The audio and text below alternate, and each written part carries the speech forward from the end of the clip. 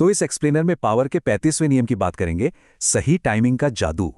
सोचने वाली बात है, जीनियस लोग भी क्यों हार जाते हैं? क्योंकि वह समय से रेस लगाते हैं।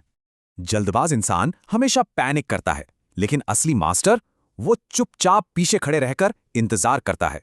यही है पावर का 35वां नियम, टाइमिंग, यानी समय की कला पर पूरा कंट्रोल रखना। फ्रेंच रेवोल्यूशन के दौरान जोसेफ फूशे का सर्वाइवल इसका सबसे बेहतरीन और दिलचस्प उदाहरण है। शुरुआत में मॉडरेट रहे, फूशे ने हवा का रुख भांपा और सीधे राजा को फांसी देने का वोट कर दिया। 1794 में खुद की जान पर बनाई, लेकिन पैनिक करने के बजाय उन्होंने चुपचाप एक शांत साजिश रची। बिल्कुल सही टाइमिंग।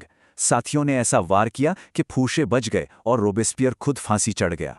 नेपोलियन के 1799 के तख्तापलट के वक्त फूशे सच में सोते रहे, ताकि सारे ऑप्शंस खुले रहें। सालों बाद जब गिरफ्तारी का वारंट आया तो बहाना बनाया और चुपचाप खिड़की से निकल लिए। क्या बात है!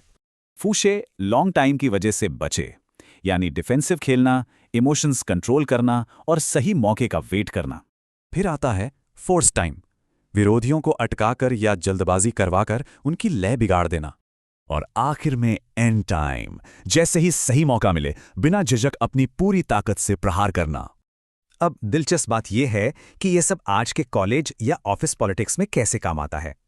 मेन पॉइंट यह है कि इन रणनीतियों को अग्रेसिव कलीग्स या कॉम्प्लेक्स सिस्टम्स के खिलाफ कैसे इस्तेमाल किया जाए।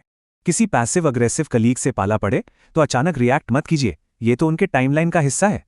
इसकी जगह लॉन्ग टाइम यूज करें, थोड़ा होल्ड बैक करें, उन्हें थकने दें और चालाकी से काम सौंपें। टास्क्स ऐसे बांटें जिससे बाकियों का काम आसान हो जाए। ऐसा करने पर राइवल अपने आप अलग थलग पड़ जाएगा। अचानक डेडलाइन देकर फोर्स टाइम का इस्तेमाल करें, कॉम्पिटिटर्स का बैलेंस बिगड़ेगा और वो पक्का गलतियां करेंगे। नेपोलियन को भी काफी लेट समझ आया था, खोई हुई जमीन वापस मिल सकती है, पर समय कभी नहीं।